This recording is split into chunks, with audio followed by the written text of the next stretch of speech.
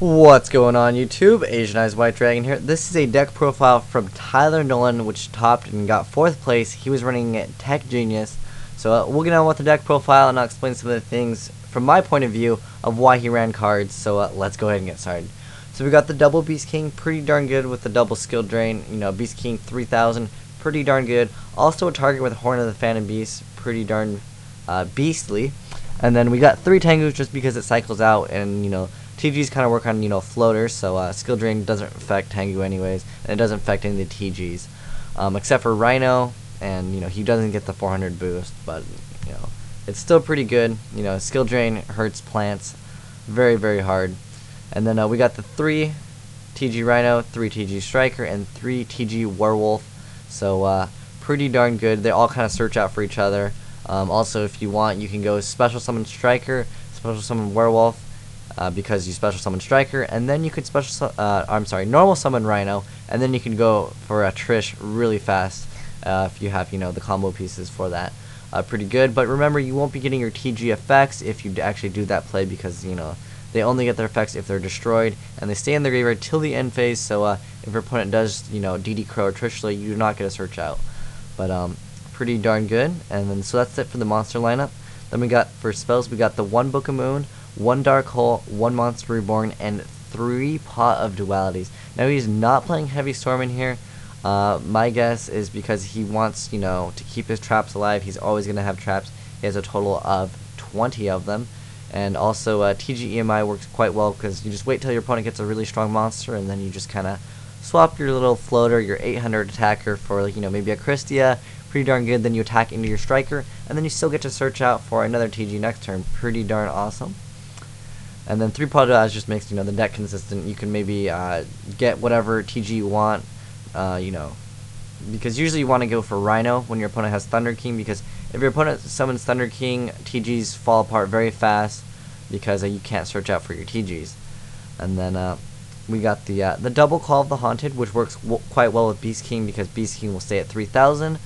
And on top of that, if your opponent reborns Beast King, you need to chain Call of the Haunted, because if your opponent gets Beast King, you kind of lose, because there's really nothing that can get around it other than like TG EMI, or you'd have to deprison it. That's pretty much your outs for that. And then we got, you know, 1 deprison, just random. I guess it worked for him. Pretty nice to get rid of Stardust. Although Stardust isn't too big of a problem because you have, you know, you have your Skilldrain. Even though Stardust can, you know, stop the negate. You can still activate the effect to stop anything from being destroyed, because it resolves off the field. But it works pretty nice, you know, when you steal your opponent's Stardust. And we got 3 Horn of the Phantom Beast, which, you know, helps all your targets.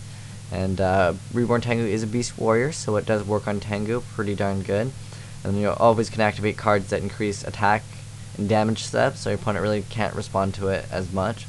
And then we got 2 TG EMI 1s. I would have opted for 3 personally, because I think this is the best card in TGs. But, you know, maybe this just worked out better for him because he was running, you know, double bottomless as well. Then we got the Torrential and the double bottomless. And so maybe he was just poking people to death. And then, like, even if you Torrential a TG player or Mirror Force them, they just kind of get their cards back anyway, so you're not really doing, you know, anything to punish them, essentially, with those power cards. And then we got the 2 Skilldrain, which works very well with Beast King, and TGs get their effects in the graveyard. And we have 2 Starlight Roads, because with 20 traps, you don't want your opponent to activate Heavy Storm and be successful on the Heavy Storm.